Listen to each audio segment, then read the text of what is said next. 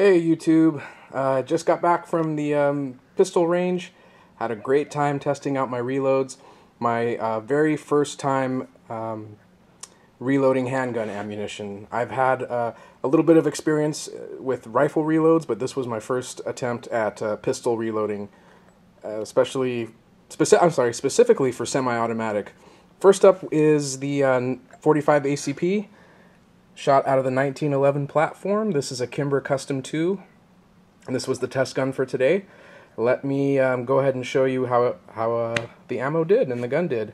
Now, before I say that, let me preface by saying that I shot, 150 rounds of reloads, 50 rounds of 45, and about 100 rounds of 10mm. And I did have two malfunctions in this pistol out of the 50 rounds, but I was pretty happy with that, and I had one with the Glock, so 3 out of 150. Given my experience level, my very first attempt, you know, I'm cool with that. I'll take that. You know, I could only get better. Neither gun blew up. I still have my face. Didn't hurt myself or my firearms, and accuracy wasn't too bad on top of that. So let me go ahead and show you the results. This is from 7 yards. You know, as I always say, kind of like a realistic self-defense distance, 21 feet. Got a pretty nice group there. I think that was about 2.5 or 3 magazines worth. Yeah, about maybe 2.5 magazines. And they were all right there in the center mass area. I was pretty happy about that. I used blue dot powder for the 45 and the 10mm. And this was offhand. No rest was used. So there you have the 7 yards center mass, and then I went for some headshots. There's the information: Kimber Custom 2, 45, and I shot 2 30-grain ball ammunition, Barry's bullets. Again from 7 yards, and that was also about 2 magazines worth. So I'll take that, no problem. Let me go ahead and get my 10mm target out, and I'll show you how the Glock 20 SF did with my hand-rolled ammo. Just a second. Okay, so here's the first target. This was, again, at 7 yards, 180 grain FMJ with 8.5 grains of blue dot powder behind it.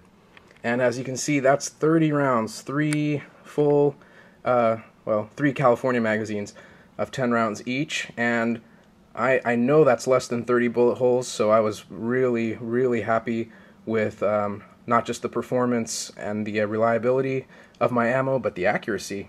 This is just as accurate as the BVAC ammo that I've been using to practice with. Maybe even a little, well, no, you know, I'm not going to get too cocky. I won't say it's more accurate. It was on par with the factory ammo that I've been using. But to the factory ammo's credit, I've never had a malfunction with it in my Glock 20 SF. I had one hiccup out of 100 rounds, a 1% failure rate, and you know, I'm a first timer at this. I'm an amateur, and I'll take that all day long. So yeah, there it is, the Glock 20 SF, 7 yards, offhand of course, 3 full magazines of 10 rounds each. Not too bad. This is also from 7 yards, however this was with the 165 grain bullet. Interestingly enough, I felt a little bit more recoil with the 165 than I did the 180. And that 9.5 grains of blue dot gave quite a sweet little muzzle blast as the gun was being shot. But anyways, here you go. Again, I'm quite happy with the accuracy and the precision, the overall grouping. That's not that was 2 magazines, and I was pretty pleased with that as well. The 165 performed very well, just like the 180. And then last but not least, I went ahead and I put the target out to 10 yards. This was I think this was my last 20 cartridges, 2 magazines, and you know, of course, an extra 9 feet from here to here, so my overall precision decreased a little bit, but I mean, I think, well, yeah, technically they were all in the bullseye. A couple of the shots were right on the border, but I was quite happy with that as well. So, you know, it's just such a satisfying feeling when you shoot ammo that you made by yourself, by hand, and, you know, it functions reasonably well and saves you money, and you get pretty good performance out of it. Extremely, extremely satisfying. So I'm very happy. Can't wait to continue my reloading, both pistol and rifle. And, you know, like I said, hopefully I'll just get better, and the malfunctions will decrease in frequency. That's it for the range report. Now, let me show you what I got in the mail today. Well, UPS. Got a nice little package of goodies from Natchez Shooters Supplies. So I'll just finish this video by sharing some of that stuff. I'll be right back. Okay guys, so the first thing that I got was a couple more boxes of this Aguila Super Maximum 22 long rifle ammo. I believe this is the fastest production 22 LR that's out there. And it comes in hollow point and solid point. I have a couple of the hollow points. I decided to get some of the solid points, and I've just kind of been building this up. I buy a couple boxes every time I order from Natchez, because the way they do their shipping, the initial shipping cost is pretty high, but then as you add things to your order, it goes up incrementally, and it doesn't go up that much.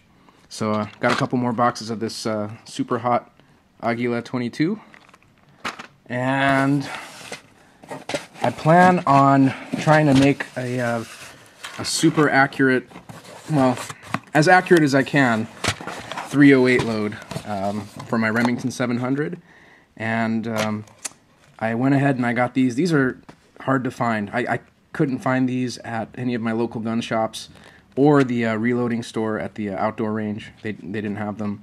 And these are the BR2, that's the bench rest CCI primers. These are quite a bit more expensive than regular large rifle primers, but they're supposed to help with accuracy, and so I thought I'd give them a try.